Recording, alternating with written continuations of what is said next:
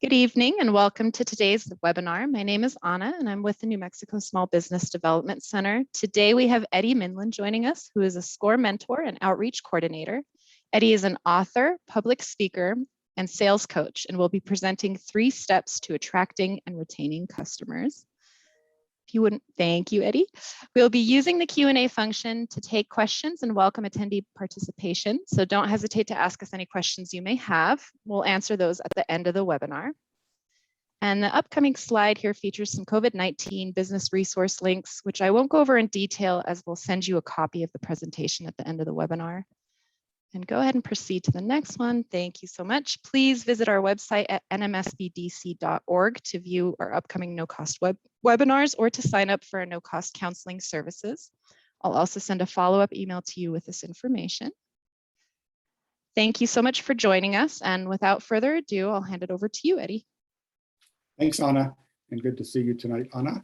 And welcome to all of you who are on, and thanks for taking the step to join me and learn a few things about sales. And just so you understand, when I always start these presentations letting people know that, I'm a volunteer with SCORE. I don't do this for money. I do it because I really enjoy sales and I enjoy coaching and helping people. And so my goal in this next 40 to 45 minutes, and then we'll have time for Q&A, but the presentation's about 40 minutes, is for all of you to gain 1 or 2 things or more that you can actually use right away. Like you guys, I've been, over my career, I went to many seminars and heard a lot of speakers, and some were good and some were not. And I try to be one of the good speakers that actually gives you things that really make sense. And so I'm pretty down to earth, and I'm going to give you a lot of information. And so really that's my goal, is to do that. So here we have 2 famous sports figures. Most of you are probably familiar with Peyton Manning on the left. The lady on the right's name is Pat Summitt, and she was a great basketball player, and then she became the best coach in the country for women's basketball at the University of Tennessee for many years.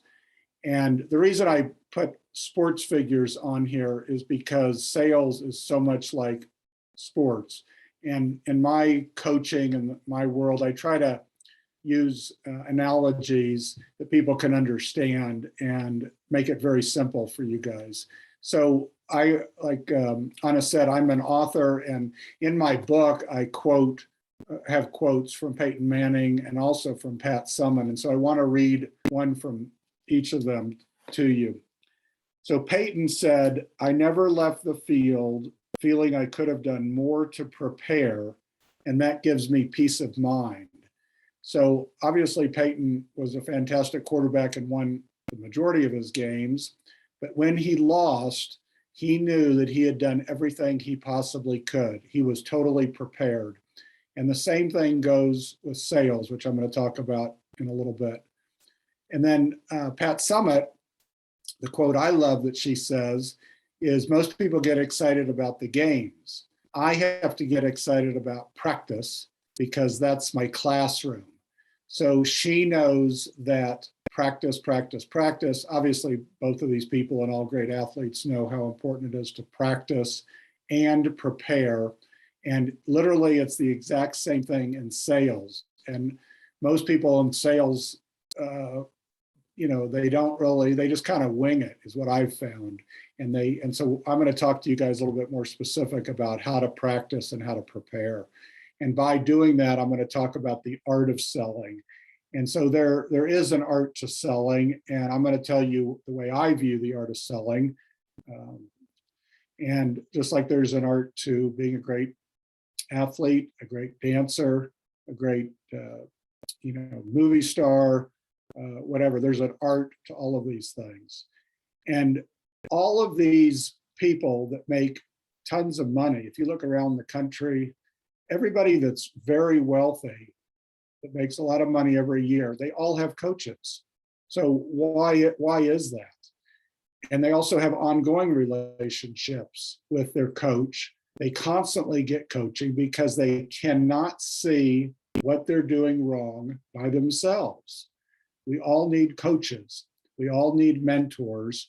And so the smart people like you guys, you're already doing this, and maybe you've taken some of the other webinars that Anna has through SBDC, which I know that she has a lot. And that's smart, because you never know when you're going to pick up some good information. But really the key is having an ongoing relationship with at least one person. And even the people I mentor in SCORE, I suggest to them that I not be their only mentor. And the reason for that is because, I can't, I don't know everything, obviously, and nobody does. So if somebody can get 2 or 3 or 4 people that they can confide in and talk to on somewhat of a regular basis about their business, that's the best thing to do. So we're going to talk about sales, and a lot of people in sales think it's just about getting new customers. Well, it's not. I mean, retaining clients, obviously, if you're a brand new business and you have no customers, then obviously you're just getting new customers. But once you're getting going, actually retaining the customers you have is more important than adding new customers.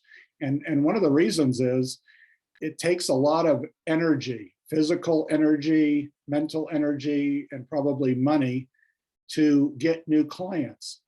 So you want to do your best to retain the clients you have and take great care of them, in addition to adding new customers at whatever pace is comfortable for you. Now, we talked about taking action and having a coach, and by you signing up for this webinar and hopefully others, that's smart. You're taking action and you're investing in yourself. And I don't necessarily mean financial investment, although sometimes you may need to pay a consultant or somebody to learn something. But a lot of these webinars, I think all of them on SBDC are free, and SCORE offers a lot of them. And so there's a lot of things that you can get free, and investing in yourself is really the way to improve. And by the way, most people won't do that. I guarantee you, most people will never sign up, or let's put it this way, they'll sign up for very few webinars, very few classes over the course of their business career. And if you guys do this on a regular basis, you're going to be way ahead, because you're going to get ideas. And it's so wonderful to listen to other points of view and have mentors that you can talk to. Okay, let's get into it now. I'm going to talk about 3 specific categories. Each category will have several things I'm going to talk about that are going to help you. And I've been doing my research as a sales coach, and by the way, let me give you my quick background. So I started my business in 1988, and I retired basically at the end of 2017. I was what's called a manufacturer's representative in the floor covering business. So I had my own business, and I was on straight commission the whole time, and manufacturers that made carpet, tile, basketball courts, all kinds of flooring. I represented them, and all they did was send me, sample books and things. Then it was my job to go out and get the order. So, it's, there's a lot of ups and downs in sales, but that's kind of my background. But just so you know, and then I wrote my first book in 2013, and then my second book in 2017, and I've been a SCORE mentor for many years. But what I found is, in my opinion, these 3 categories are the most important. And if you can pick up some tips from me today that you can use, that'll be great. The first big category is organization. I don't know how anybody could be successful at really anything if you're disorganized. So the key thing is to have a system that works for you. Now, I don't care what your system is, and in no way do I tell people to do what I did. But what I am going to do today, in the next 5 minutes or 10 minutes, is I'm going to tell you how I used to do things. And I just want your brains to start thinking about a system and how you may do it. I did a lot of things on paper. I'm sure a lot of you are younger than I am, and you'll use the computer. That's fine. The critical thing is that you have a system that you embrace and that you work with every day. So again, I'm not telling you what to do. I'm just showing you how I used to do it. which was very successful for me because I was highly organized, and that helped me keep track of so many projects that I worked on. So I had 2 stacks of projects, and let me explain that. So in the floor covering business, I'll use an analogy that I used a lot, or that I actually did a lot, and that was working with architects that design buildings. So that's the analogy I'm going to use. So I'm talking to an architect, and he or she says, I'm working on XYZ project. Let's just say it's a school. And I say, okay, well, when would be the appropriate time to get back with you to talk to you about that? And so I stay in touch with them, and I start making my notes on the project, that this person is handling the project. This is the scope of the project. And so I keep all my notes on a piece of paper. So I had 2 stacks of projects. And what I did on each piece of paper is I would put in the upper, excuse me, I'd put in the upper right corner a specific follow-up date. So we're in September of 21 now, getting ahead of myself there. So the top stack, if this was current, would be projects that I'm going to follow up on September. The bottom stack, and basically I had, well, it's kind of like little file drawers, but anyway, the second stack, the bottom one, was for projects that I was going to follow up on October of 21, basically through the end of my career. Now, what I did at the end of every week is I pulled out the stack of projects that I was going to work on in September, and I basically funneled it down. A lot of you have probably heard the funnel system, and this is basically what I'm doing. And let's say I had 12 projects to make it easy, and there's 4 weeks in the month. So I would pick 3 of them to follow up on each week. Okay, so that's what I would do. Now, the bottom stack I'd take out at the end of every month. And so again, it's September now. So and I would go through them at the end of every month. And any project that said 10/21, I would put in the top file, a top set of projects. So what I'm basically doing is narrowing it down and keeping track of tons of projects in a systematic way. I hope that makes sense. If it doesn't, you can put it in the chat and I'll answer later. I had a calendar, excuse me, an old-fashioned calendar where I would actually write down appointments that I was going on to see people. And I had a system also with that where things that I needed to take with me for that appointment, I would write it down and put a circle around it. So, I mean, I had all kinds of things that worked for me to keep me organized. Now, the weekly to-do thing is basically a folder that I had on my desk. On the right side was the piece of paper, it was a piece of paper that said at the top weekly to-dos for Monday through Friday. And basically those were phone calls or emails or things that I was going to follow up on the specific projects that I was going to work on that week.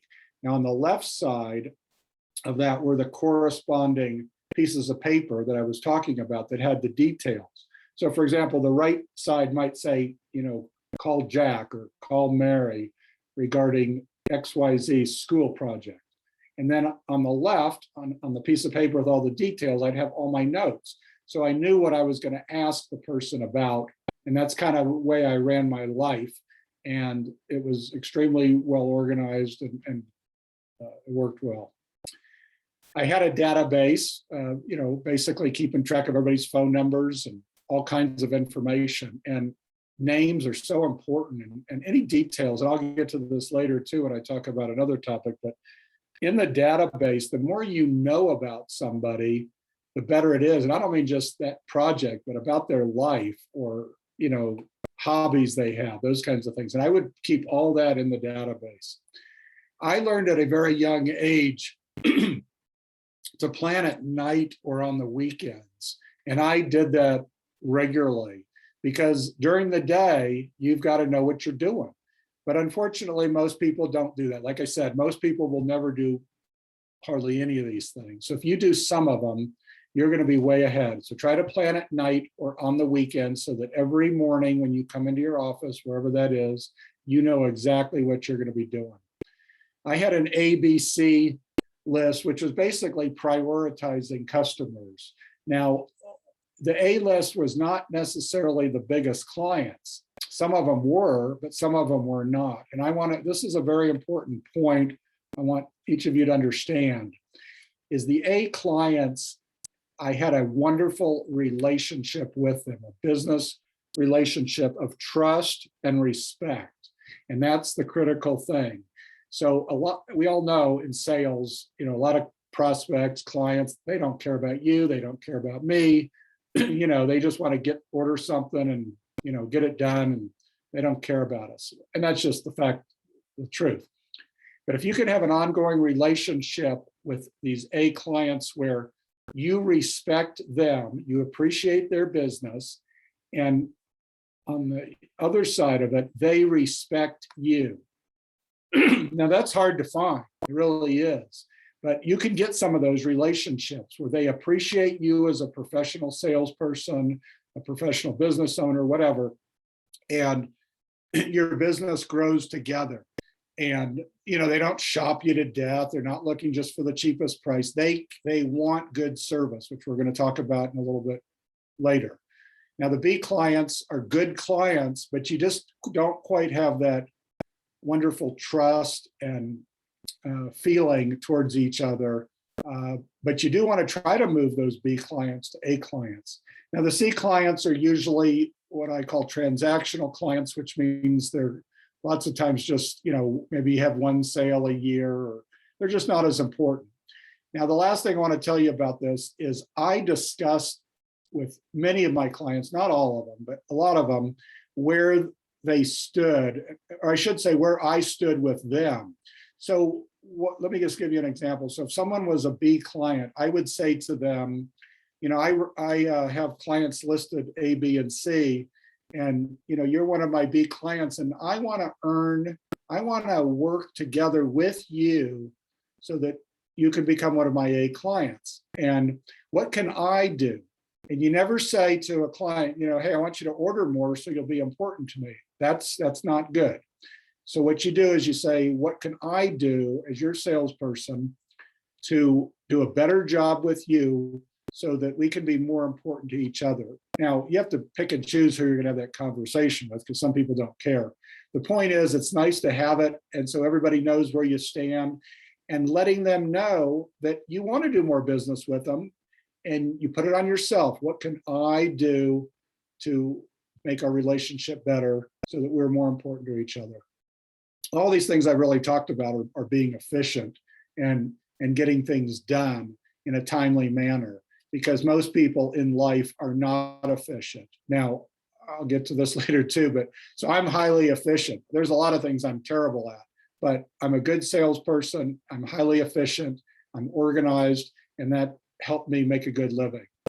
One of the best compliments I used to get fairly regularly, not at the beginning of my career, but towards the middle and the end, is, Eddie, you don't seem to work that much, because they know I went to the gym in the afternoons, or I'd play golf.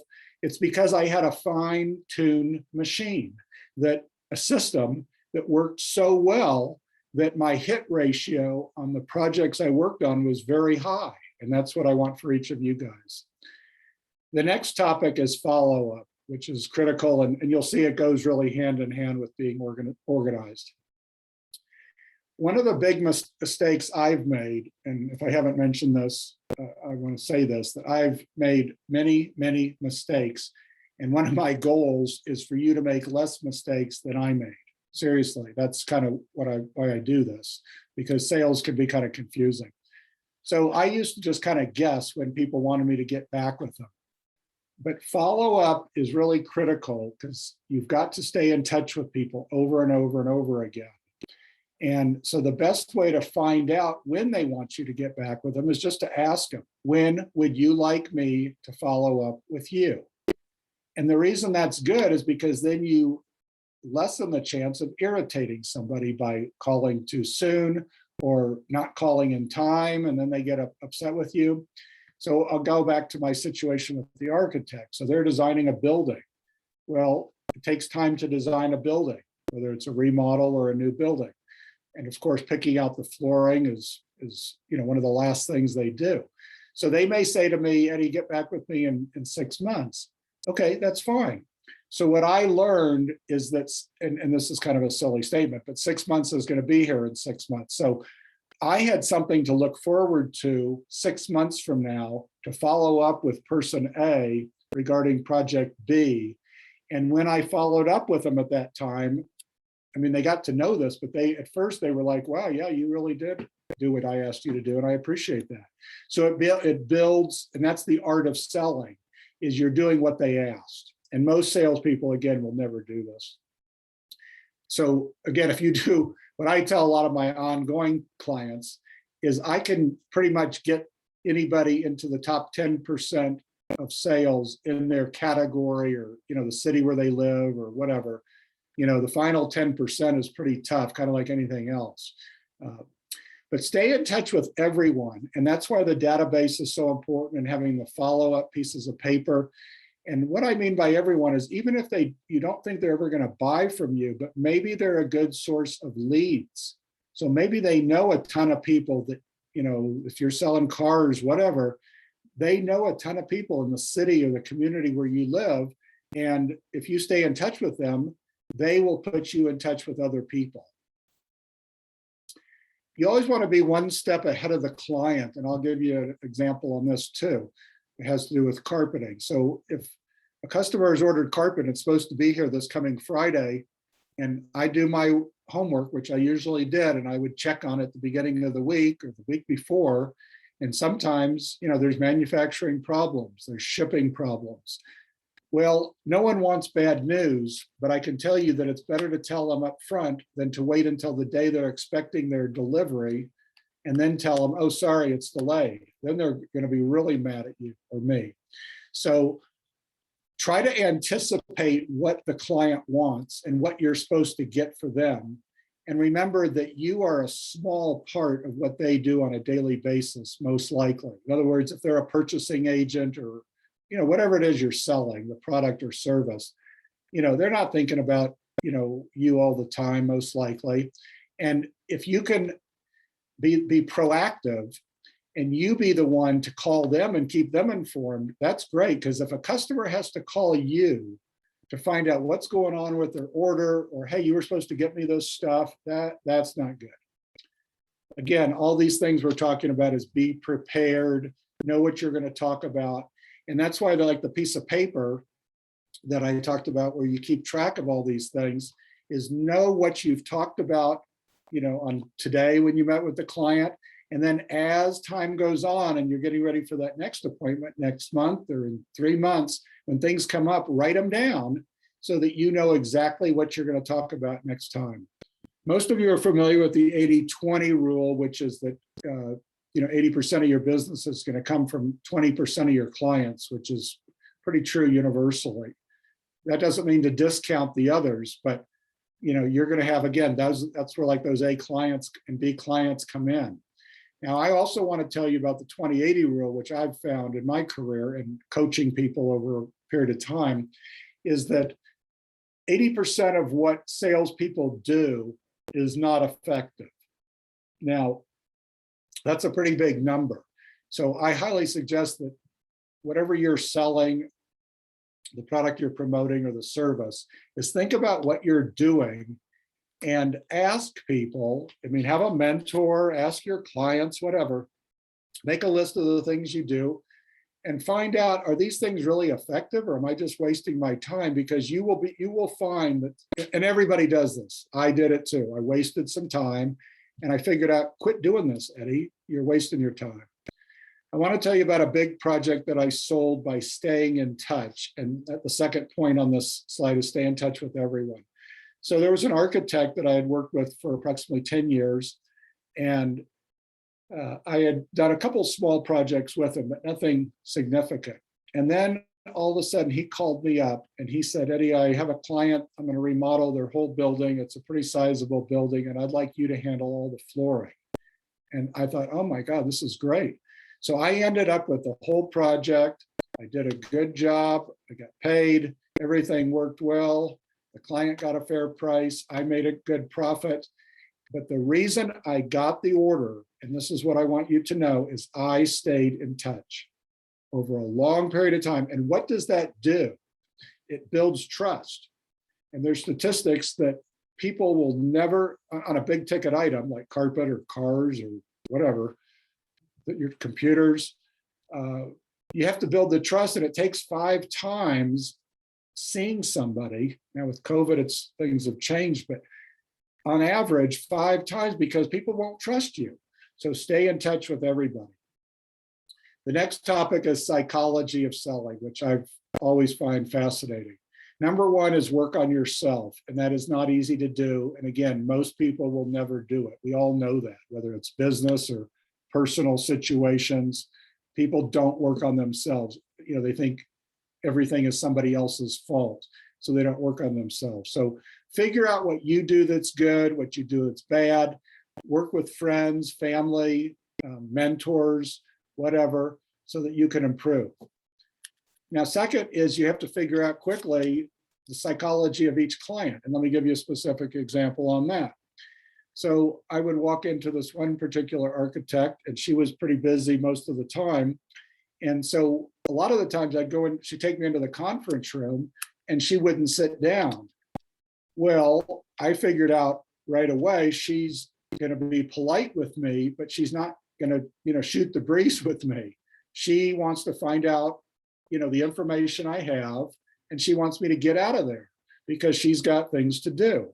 Now, sometimes she would sit down with me and she'd have more time and we'd talk about other things, but that's where you as the salesperson need to understand and figure out each client's psychology.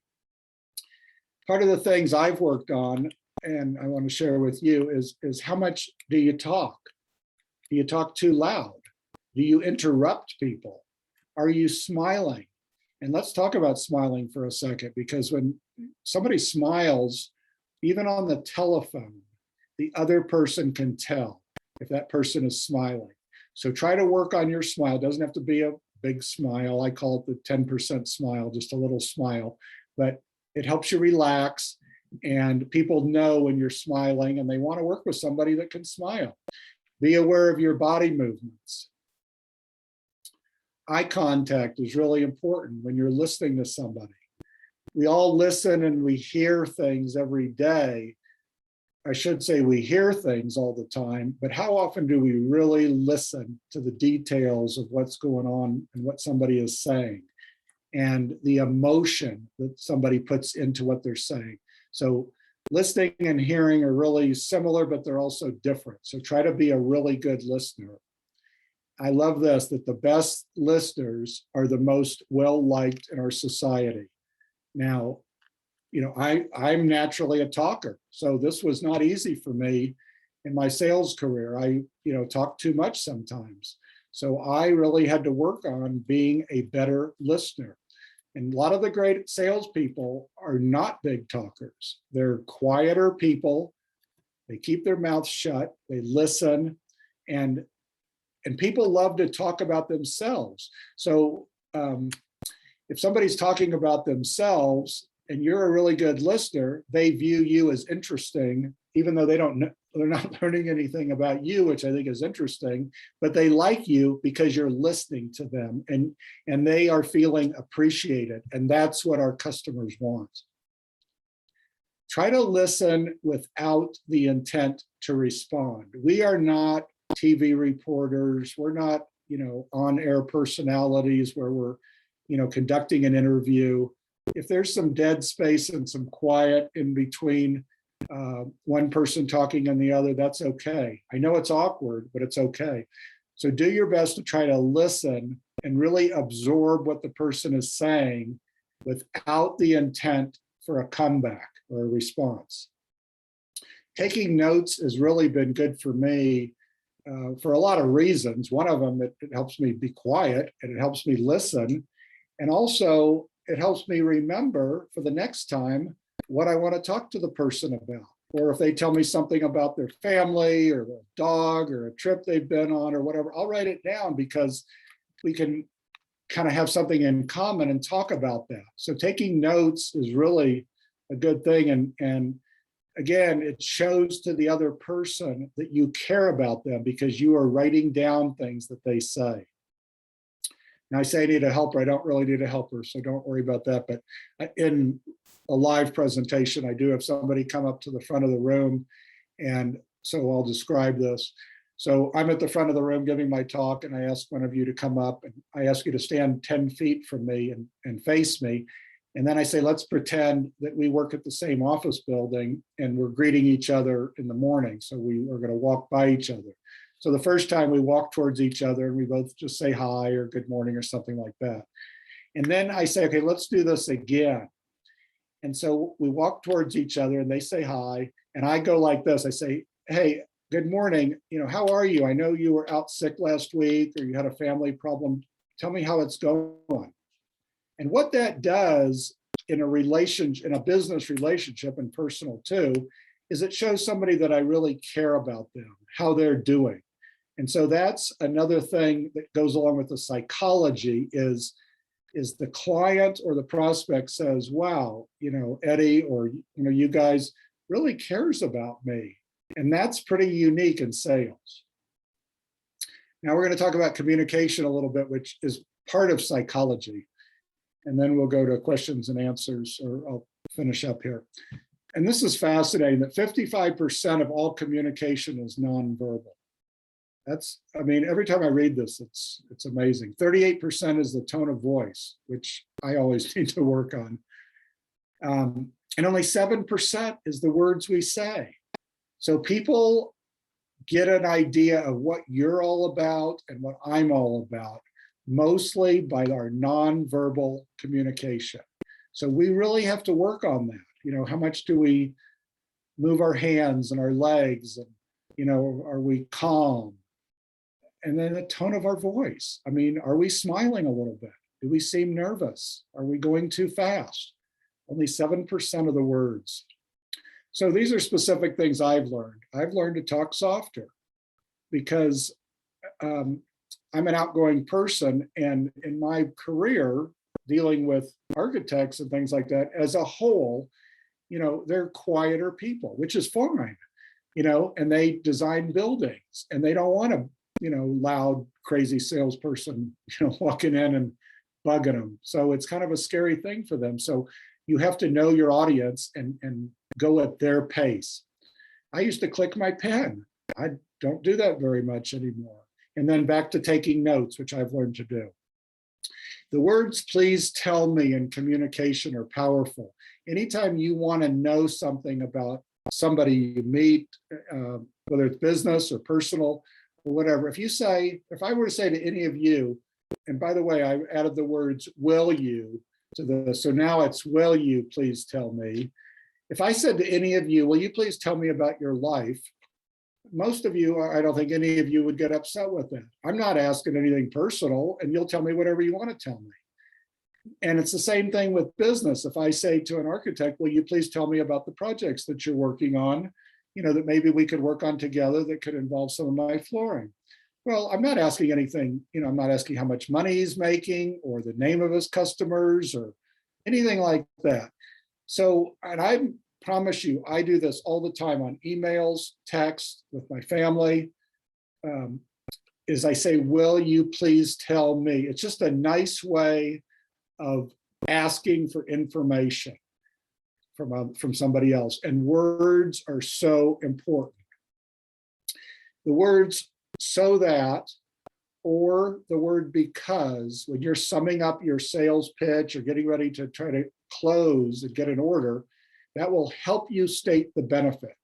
So we'll use carpet because we've been talking about that a little bit. So you should buy this carpet for your business so that you will feel so comfortable walking on it and you will really love the color and the design. You should buy this carpet because it's a really good value and we could install this for you next week. So those are the kind of words to think about that'll help you state the benefit. And in all products or services, there's features and there's benefits. And you have to be careful with that because every time you tell about a feature, you have to tell the benefit. So let me give you an example with that. I'm not much of a car person. So if I were to go buy a car and the salesperson is telling me the size of the engine and on, it's like, okay, so what? I don't really understand that. And so they need to understand that I'm not a car guy. I want the simple stuff. And they may say the size motor is good because of whatever. Well, there I use the word because. Or you'll like this car and the size of this motor because of this. So each time you state a feature of whatever you're selling, make sure you state the benefit. I know how to juggle, and I don't juggle on these webinars for obvious reasons. But juggling gives me confidence. Try to think of things that you can do or that you're working on that you can do that other people or most people can't do. I'm going to get back to this in a second, but the passion, fun, and profit has to do with what you presently are selling. And so if you have passion, and I hope, by the way, you see that even though I'm not doing this for money, I have passion about what I'm talking to you guys about tonight. So what that does, if you have passion in what you're selling and you really care about it, you're going to have fun. And next thing you know, you're making money. And it's not like, oh gosh, I got to make money, because that's a scary position to be in. So you want to get excited about the product, because I promise you, passion and excitement is contagious.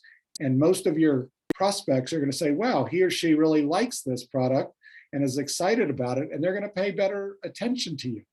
Now back to the juggling and the confidence. In fact, let me go to this one. A presentation without a demonstration is just conversation or just talking. So I want all of you to hopefully have some kind of a demonstration that you can do for whatever product or service you're selling, because it'll make you memorable. So think about, I'm giving a talk to you guys, and I juggle in part of my conversation, my talk. Well, you're probably not going to forget that, because not too many people are going to juggle during a demonstration. Now, when I was selling flooring, of course, I had samples of the flooring, and I would bring swatches and all that kind of thing, because the more you can bring, well, to a certain extent, the better it is, because it gets the prospect involved. So try to think of something that you can do rather than just going in and talking about your product and saying how great it is, because everybody, not everybody, but most people will try to do that. So try to think of some kind of a demonstration that's fun and makes you memorable, because I guarantee you, over the past 10 years, when I do these juggling, when I do my talk on sales and I juggle, most people will remember that I juggled. And that's what you want. You want to be memorable. Okay, this is the last slide, and then we'll go to questions and answers. I'm an Eagle Scout, and when I was 14, I was a scrawny kid. Okay, I was skinny, and I wasn't as rough and tumble as most kids. Now, Philmont Scout Ranch is in the northern part of New Mexico, in a little town called Cimarron. I grew up in Kansas City. I said I was 14 years old. I went on a bus with a bunch of other guys. We went out there. Okay, hiking in the mountains for 10 days was harder for me than the average 14 or 15 or 16-year-old boy. Okay, the reason I say this to you is we all do things in life that are difficult. Sometimes they're scary. And by the way, people say, oh, Eddy, I bet you were never scared to make a sales call. Yeah, I was. There were times, certain people I was dealing with that weren't so friendly or whatever. But what I want you to understand is that I draw on this Philmont Scout Ranch, hiking in the mountains for 10 days, being tough. I mean, surviving this physically, it was a challenge. Now, I've had many other challenges, and I'm sure every one of you have too, whether it's personal or business, things that have been difficult in your life, but you have overcome them, which is fantastic. And so the point I want to make is, when you're thinking about, oh, I need to go see this person or do this, or, oh, this is kind of scary, is think back to the things that you've done in the past where you have overcome challenges, and it gives you confidence. And that's what we all need in our sales career. So we talked about 3 ideas. We talked about organization. You've got to know what you're doing today, tomorrow, 6 months from now, And it's a great feeling to have projects and things to work on 6 months from now. Because again, if you have used some of these tips, you're going to be way ahead of your competition. Then the follow-up. You've got to know, like I said, when you're going to follow up with each person and what you're going to talk to them about next time. And then, of course, we talked about the psychology, which is sales. And I think life is so much geared around, if that's not really the right word, but it has to do with psychology. It's how do we relate to other people? Do we understand ourselves? Most people don't. Do we get help when we need it? Do we think we know everything? Psychology is so important. So that's it. Anna, back to you for questions and answers. Those were some great tips. Thank you so much, Eddy.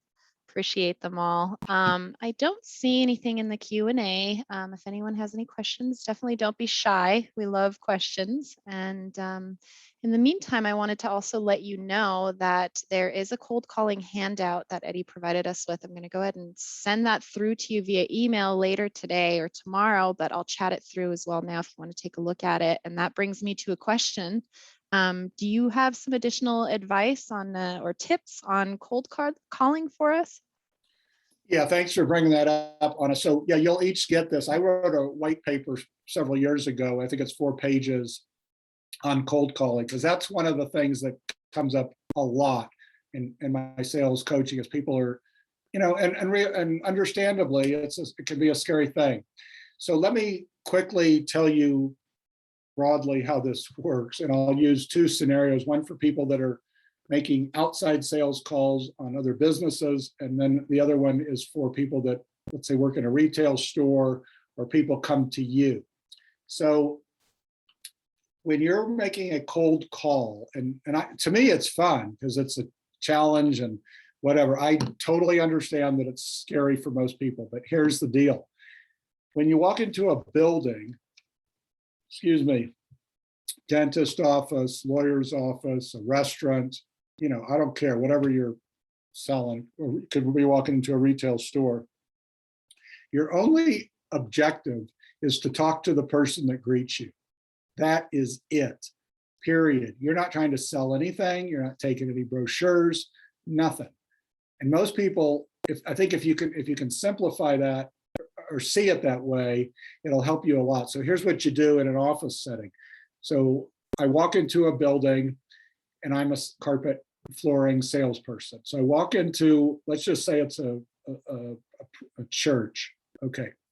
I walk in and someone greets me and I say, hi, my name is Eddy. I'm in the floor covering business. I'm just curious, who I might talk to about that at your building. And by the way, what is your name? And that's really important to get their name. And you write down their name. So you've got to have a pad of paper and a pen when you go in, because that person is going to be the most important person for you for a long period of time, because they're probably going to be there for a long time and you're going to see them every time you go into that building. So you want to say, hi, Mike, hi, Jane, hi, whatever. And thank you for taking a couple of minutes. I'm just trying to find out who I would talk to when your building needs new floor coverings or new carpet or whatever. And they could say, I don't know. They could say it's this person or it's that person, or I'm new, I really don't know. Any answer they give you is fine because you have their name. And so let's just say they don't know. Say, okay, that's fine. I appreciate that. What I'd like to do is give you my card, and I'm going to just call you or email you in a couple of days because I appreciate your help. And I want to have the chance to talk to that person. So if they do know who the person is, then of course you write that person's name down. But then you basically say, thank you very much for your time, and you leave. And then what you do, this is all about the follow-up, is you send that person an email. So of course you have to get that person's email. And how many people are going to send, let's say, a receptionist or somebody an email? Not very many. So you send them an email thanking them, and then they're going to remember you. And then when you call the person that they suggested or email them, you mention that first person's name, because that will make it more likely that the person you need to talk to will respond to you And you can say something like, I was at your office last week and I met with Mike or Jane or whomever, and they suggested that I contact you. When would be a good time where I could call you or talk to you for just a couple of minutes? And so backing up, the only thing you're trying to do on a cold call is meet that first person, get their name, and then find out who to talk to next. And there's more information in the white paper. But now if you work at a retail store, it's a little different because people are obviously walking into your store. But what a lot of people do in sales at a retail store, I see this all the time, is, can I help you? Well, that's not a good thing to say, because that gives somebody the opportunity to say no. And you don't want to give them the opportunity to say no. So work on open-ended questions, which means, oh, welcome to our store. Will you please tell me what kind of clothing you're looking for today, or what kind of sporting goods you're looking for today, or what kind of shoes are you looking for today, as opposed to, can I help you? Because then you just say no, and that's a dead end. So another thing I want to state about retail stores is, I know a lady that makes a ton of money working at I think it's Nordstrom's or Dillard's or something. But she has a system similar to mine where she knows all of her customers, and she has a database, and she knows, and so she sells women's clothes and purses and shoes. And okay, so all of her clients, I assume most are women, maybe anyway. So she knows, what kind of clothes they like, what sizes. If it's a grandma or a mom, she knows if the lady or the grandma has, grandchildren that are females, that might need a new dress or new shoes. So she knows all these things. And when new clothes come in, she is proactive, and she'll send an email out saying, we've got the style coming in of things that you like. So what is she really doing? She is making purchasing clothing easy. That's what she's doing. And that's really what a great salesperson does, is makes buying the product or service you have easy for the customer, period. That's what it's about. And she does a great job. And so these ladies come in, when they know it's the right time to come in, or there's a sale on the things that they like, and they come in, and the salesperson shows them the things, and hopefully they buy things. But she has a system. So that's a little bit different than outside sales, but being organized and having a system is, I can't emphasize that enough.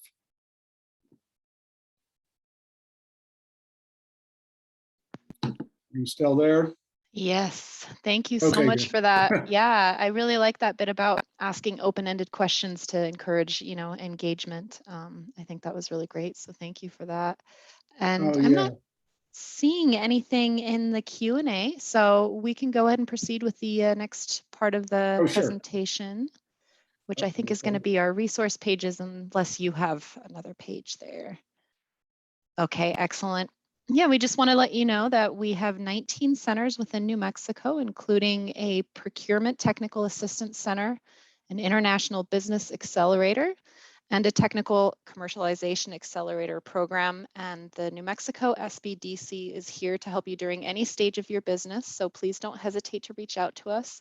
I've chatted through our email address, and I will also contact you most likely tomorrow with a follow-up email, and I'll provide you with all that information at that time as well. And then lastly, we also have some resource partners such as SCORE, which Eddy is a part of, West, and Veterans Business Outreach Center, all of which are available to help you and your business. And with that, we thank you for the valuable information, Eddy, and thank you all for your attendance. And do you have any last words on your end? Not really. Again, I want to thank each of you for joining us. And like I said at the beginning, I hope there's a couple things that you can take away right now and, think about with your business or your sales to help you. And you're smart by attending, webinars. I don't mean just mine, that was not my point, but, attend as many of these SBDC things as you can, and any kind of, speakers that you can go to that have to do with business, because I learned in business I used to go to, before Zoom and all this, everything was, lunches or whatever. And so, you have to pay $30 for the lunch or whatever it is. A lot of people said, that's a lot of money, and which it is.